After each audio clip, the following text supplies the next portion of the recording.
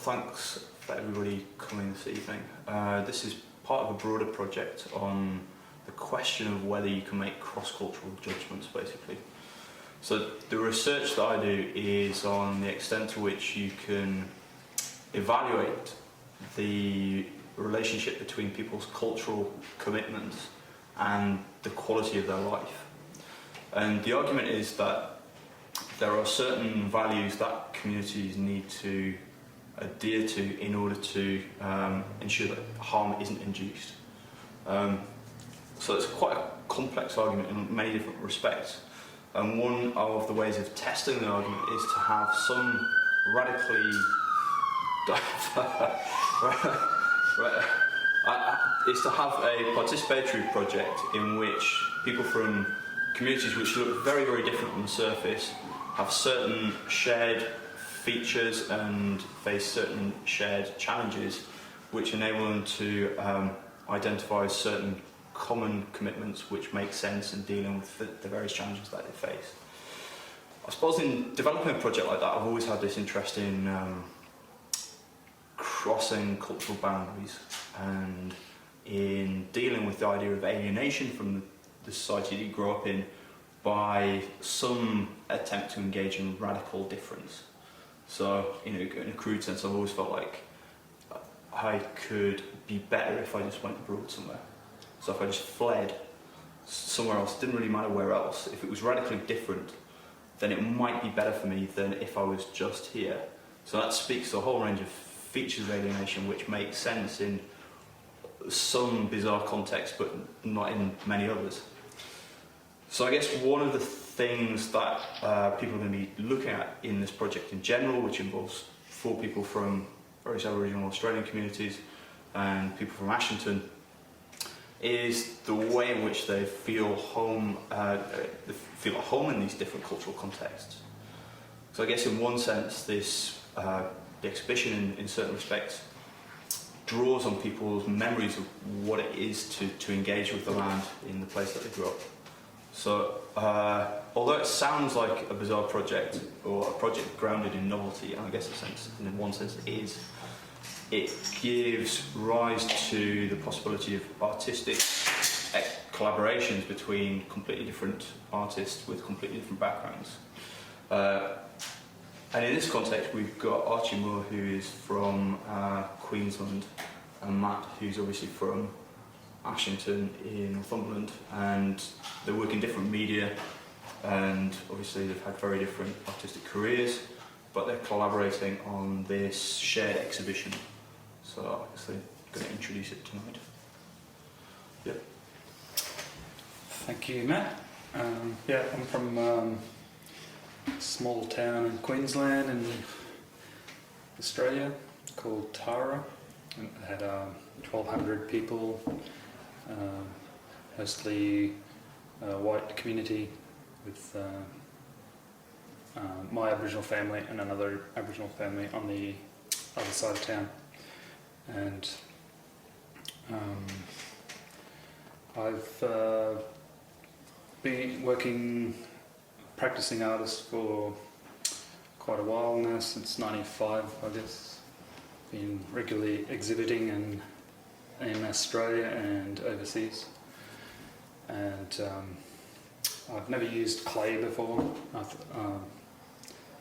I've never exhibited clay works before, and I thought that would be a way to collaborate with Matt, because he's a potter. Could be quite a challenge for me to do something with clay, and a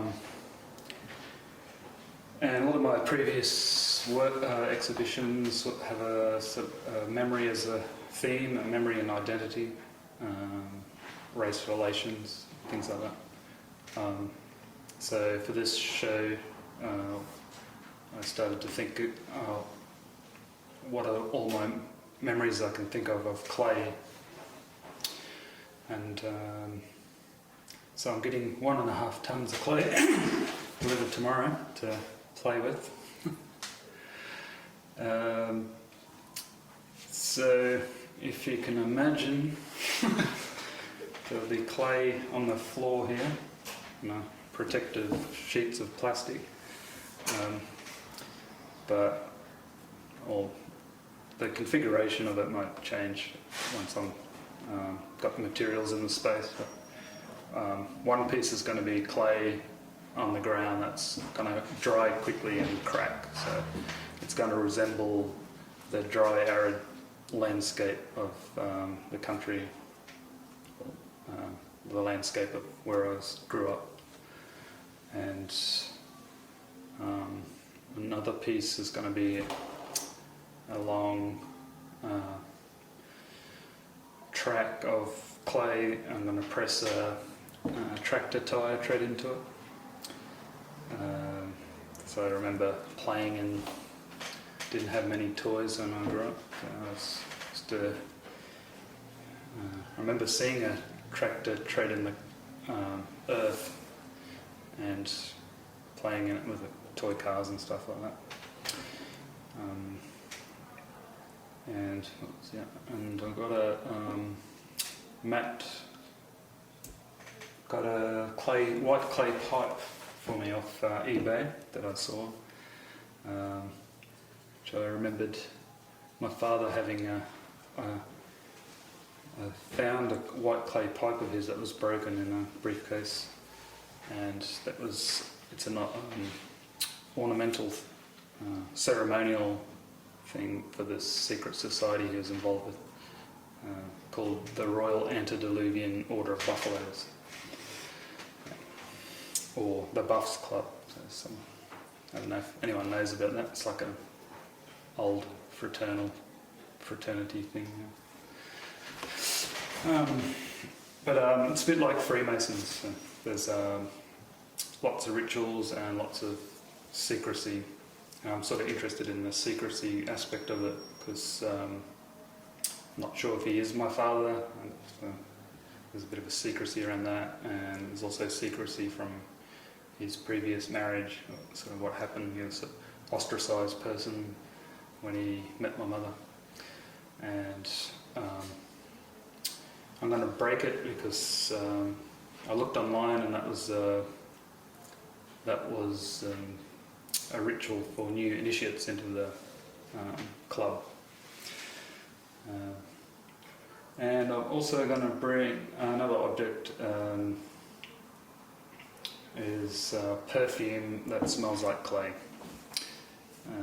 which was left over from a previous exhibition I had in Sydney, where I got a perfumer to make 7 memories of mine, and the smell of the clay was one half of a memory, or one half of one component of 2 perfumes that made up a memory of my father, which was wood, fire, smoke, and clay that's in the ground because he did earth moving work.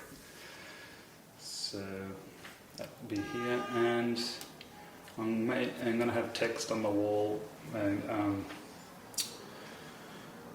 with written in there with clay or stenciled on with clay. The lyrics of Matthew Johnson from VV, shares his name, which is a nice bit of confusion for some people, I guess. But, VV was a post-punk British band from like 78.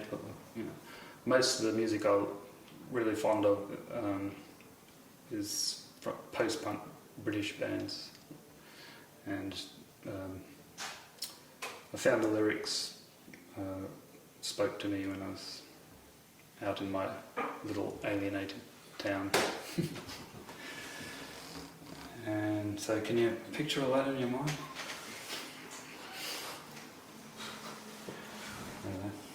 It's a bit hard to, when there's nothing here to show you, but tried to explain it as well as I could. Hi, my name's Matt Collett. I grew up in Northumberland, lived there most of my life. For part of my exhibition, well, when I was a kid I used to go out walking in the hills with my parents, so I was wanting to kind of recreate that memory by making a ceramic trig point and some ceramic stones that will represent a cairn that will be on the top of the hills in Northumberland. I also want to bring some work that some more recent work, to show kind of how that's influencing me now still. I don't know, that's all I really got. So, are there any questions, do you think?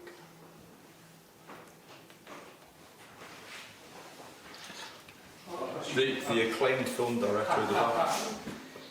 You said you never worked with, or you've not worked with clay for a long time. Just tell us a little bit about some of the work that you have previously done and what sort of materials you've worked with. Oh, okay. Yeah, pretty much work with everything else. Like painting or paper sculptures out of books, sound and video and installation work, perfumes, smell. And yeah, I just did TAFE I worked with clay at TAFE College, they're called, but it's like a place you go after school. It's sort of intermediary thing before you go to university. So I worked with clay there. I've never managed to master the wheel thing, so I was just building and moulds.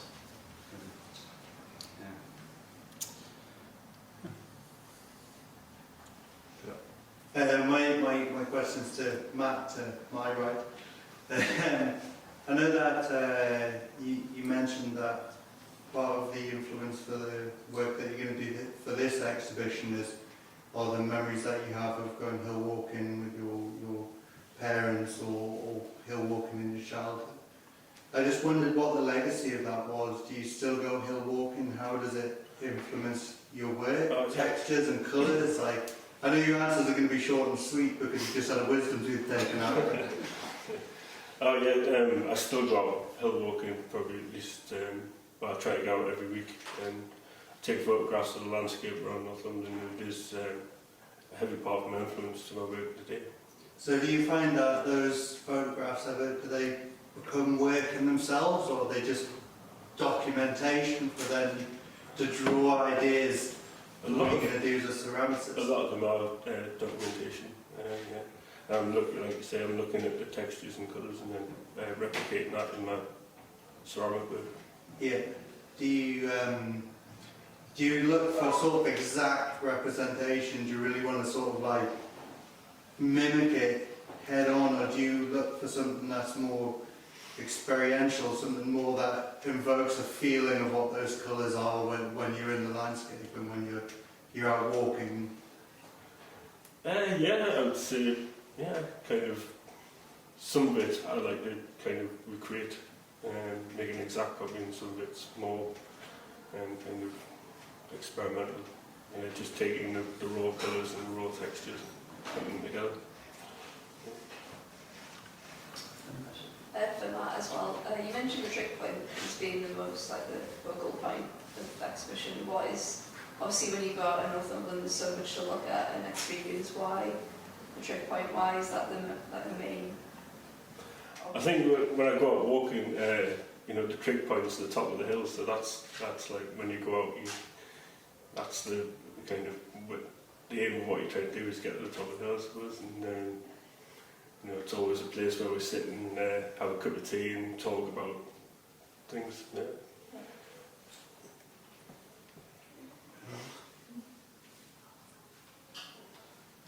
So, Matt to my left. So this is a sort of anthropological research project in many senses, and you're looking at the sort of cultural nuances between the different communities and what the shared goals are, what the shared sort of common interests are to sort of strive and go forward and things like that. terms of the differences between Ashington as a culture and where Archie's from in Queensland, like, how do you find that these two guys work as artists, as sort of like in their different communities and their different cultures, and what the differences? Well, yeah, it's a tough question. I mean, anthropologically, it's one of the big things is obviously that the notion of cultures is problematic. Yeah. I think, you know, as human beings, we've evolved to have just a series of shared understandings which enable us to do a whole range of different things in lieu of just base instinct. And the whole reason for trying to pick communities like this to be involved in a project like this is that they are places in which identity is in flux and it's changing, people's goals are changing, and they're facing various different problems in terms of being able to pursue those changing goals in terms of the traditional cultural resources that people have available to them. So you think about the two contexts here. I mean, Tara is a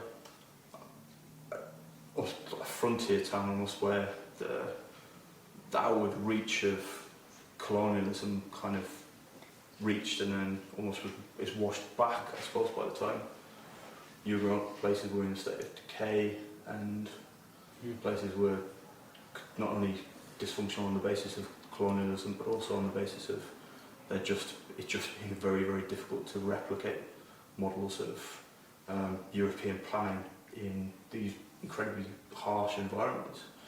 I suppose you get something, I don't know, is that? No? Yeah? Yeah, that Yeah. sounds about right. Plausible?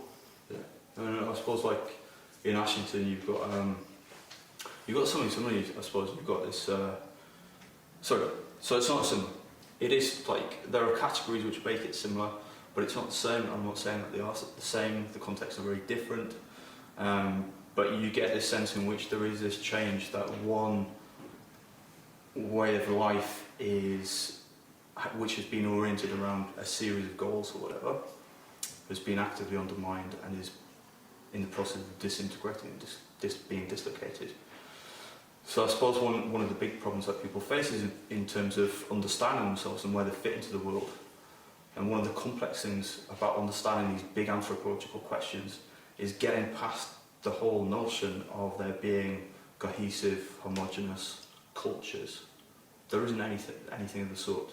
You've just got a series of identities and a series of shared understandings. And I suppose one of the things that enables people from opposite sides of the world to engage is the fact that they're both artists. They're both trying to articulate something about human experience and human essence and human identity. And I think it's the very fact that as humans we've got, being human causes certain problems and raises certain challenges which are kind of common and universal. And I think being artists, even though they come from very, very different backgrounds, there are certain things that they wish to achieve which enables them to interact as artists. So that's a long-winded, and superfluous in many ways, answer to what I could say. They're both artists. Yeah. I don't think I even answered your question. I'm not quite sure what my question was to start with. I mean, I think from what you can say, what you just said, I understand that maybe it's Ashington and sorry, I've forgotten the... Tara have this sort of legacy that may have been built from industry in some description. Yeah. Or just some kind of endeavour. I mean, or some kind of endeavour that now is sort of superfluous to requirement.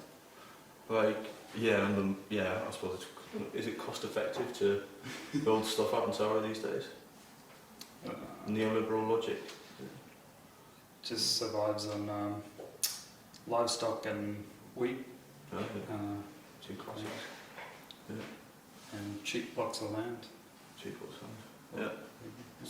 Same as Ashington, exactly. Which they call prickle farms, because you can't grow anything there other than weeds. Okay. It's like, Because I think in Ashington you have the legacy of the mining industry that was there. And if you go to Ashington today, you know, still people are sort of talking about the closure of the mines, regardless how long ago that was. Yeah. And the idea that, and this, just based on that being this sort of most recent history, its most sort of identifiable sort of point in its timeline in some respects. The idea of being an artist in that culture is to rebel and to take that environment and communicate what's going on in that environment, and then to strive to do something outside of the idea of it just being a mining culture. Yeah. I don't know what I'm saying. Yeah. So you've got some like the I don't know, people like groups of people like the Pitman painters who are trying to articulate their experience in ways which enable them to collectively aspire to something different. Yeah. Something like that. Archie and Matt, have you actually discussed about, so have you got similarities in, have you discussed what similarities you have in like identity and different areas that you've been brought up, or differences, or is it kind of, are you very different, or what do you think personally? maybe a laconic nature. We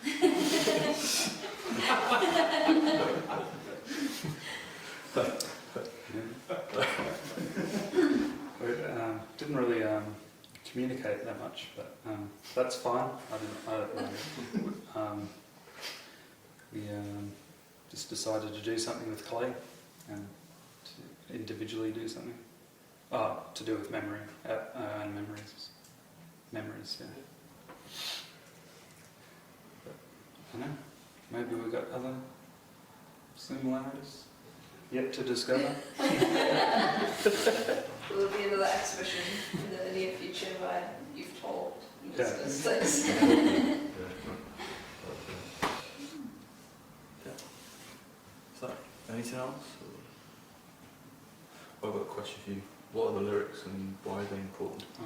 I don't remember what the lyrics are, but I've got a few choices. But, the like spoke of alienation, I guess, and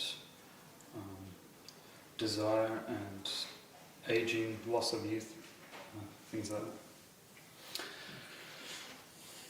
that. Grant, anything else? No? I think Archie, like when you first started, in terms of your work, when you were talking about before, when you first started talking about this fraternity of fraternities, this sort of seemed quite humorous, like to start with, but then when you kept talking, there was this sort of like really deep point that you're trying to understand something that was really ambiguous. That's quite a crucial part of your past. Do you think that this sort of exhibition will help you to sort of get further with that?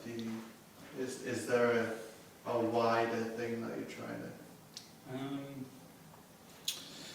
Not really. I'm just sort of documenting something, so without any sort of outcome, like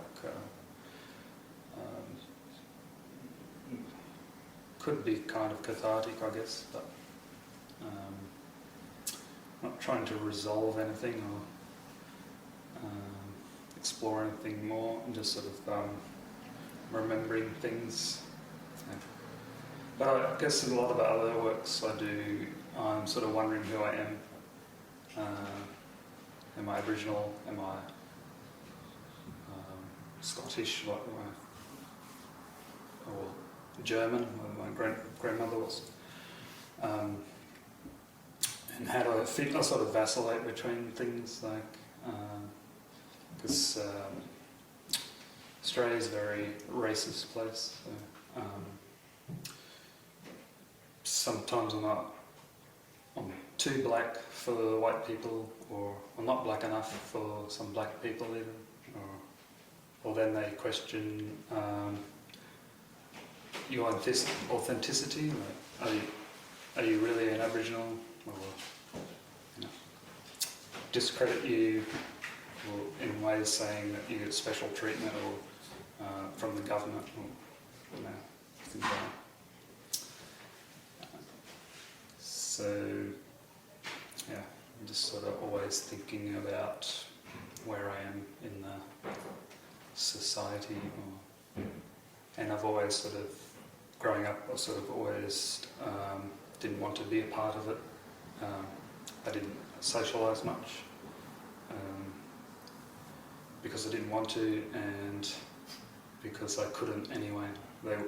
I wasn't allowed to in that small town. But it was different when I moved to Brisbane.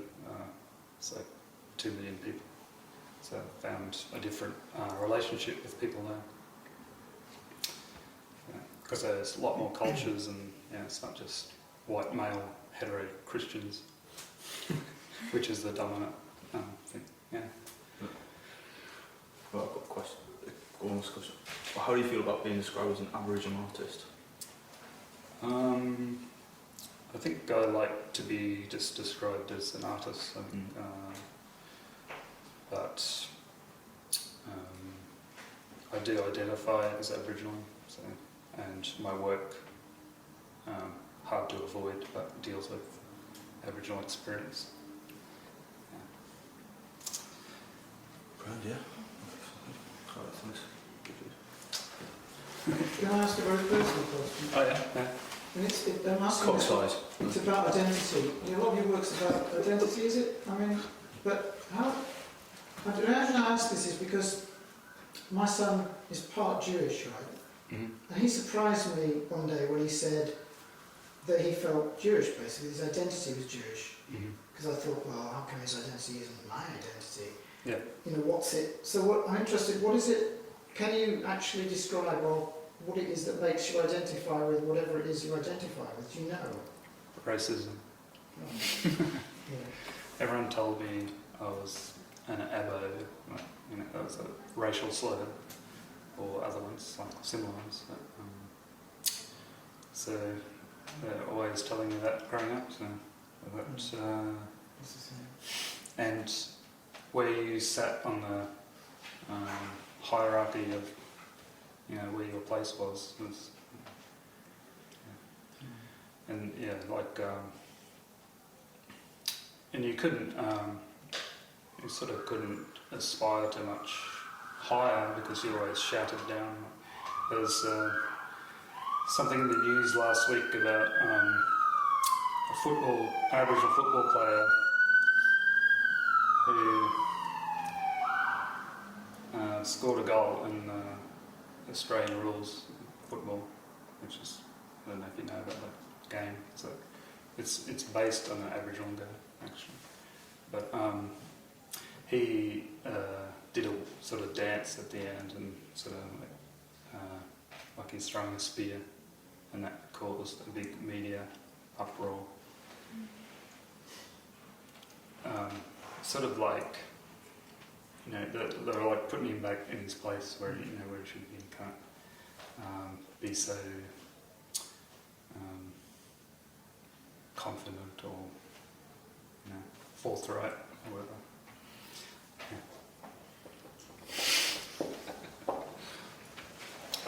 Thanks. But I asked these guys if they, when talking about the beginnings of this project, I was asking them if they themselves felt a part of England, or as Geordies, or do you feel a part of something totally different to the rest of England, English people?